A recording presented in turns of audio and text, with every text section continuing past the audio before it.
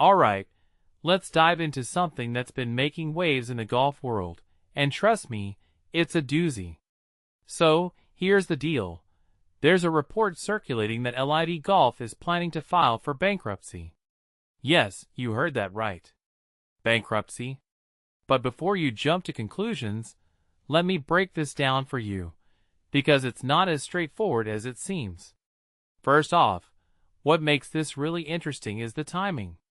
Just a few days ago, there were whispers that LIV Golf was on the verge of securing a massive $250 million investment.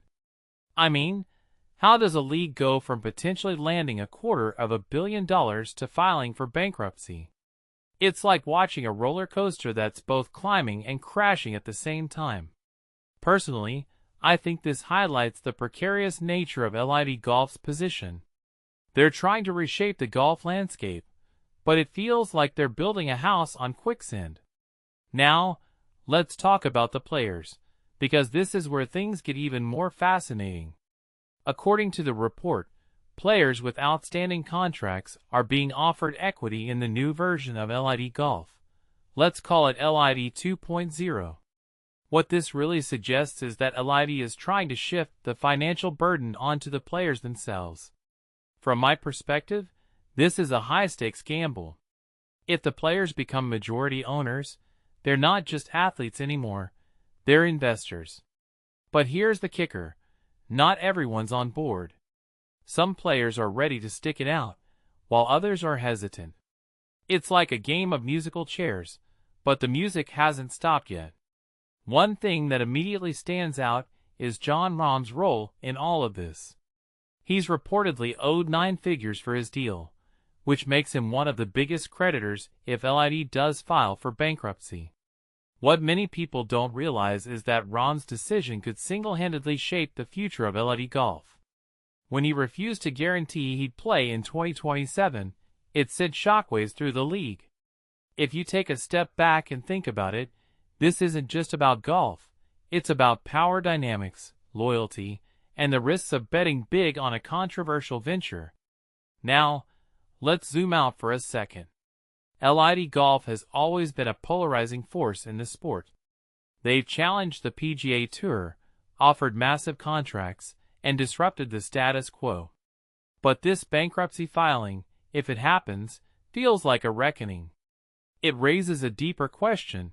Can LIV Golf sustain itself without constantly relying on deep-pocketed investors?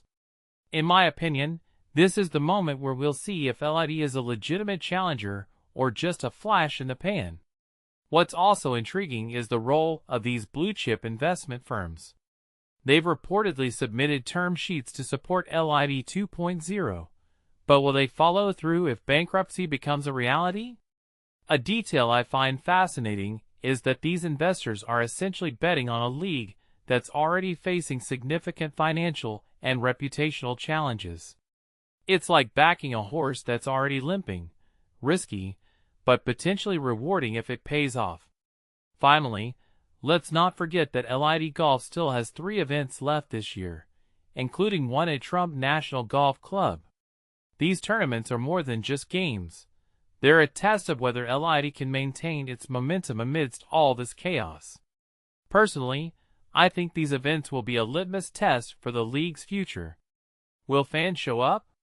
Will sponsors stay committed? Or will this be the beginning of the end? So, here's my closing thought. LIV Golf's potential bankruptcy isn't just a financial story.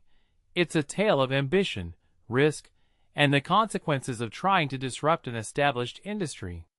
Whether you love LIV or hate it, there's no denying that this is a pivotal moment.